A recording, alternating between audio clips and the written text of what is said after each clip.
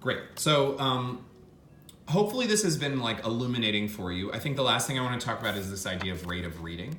And I just want to reiterate that rate of reading matters, but it actually doesn't drive comprehension. We now know that oftentimes very slow readers can have very deep levels of comprehension, and actually people who read quickly often miss details. The important thing is to just be aware of how quickly are your students reading, and is that in some way holding them back from being able to comprehend what's going on in the text. So I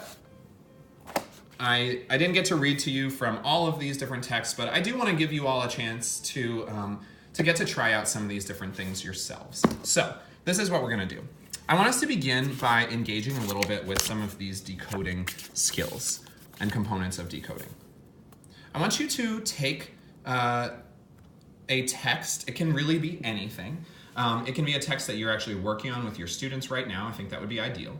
And I want you to actually practice showing what some of these different elements of decoding look like.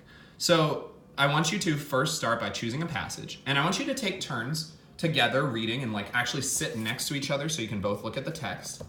And I want you to practice both what might it look like for a student who's struggling with decoding. You might even circle some of the words that they struggle with. And then what might it look like for a student who's actually a little bit stronger and more automatic with their decoding. So each partner should take a turn actually reading.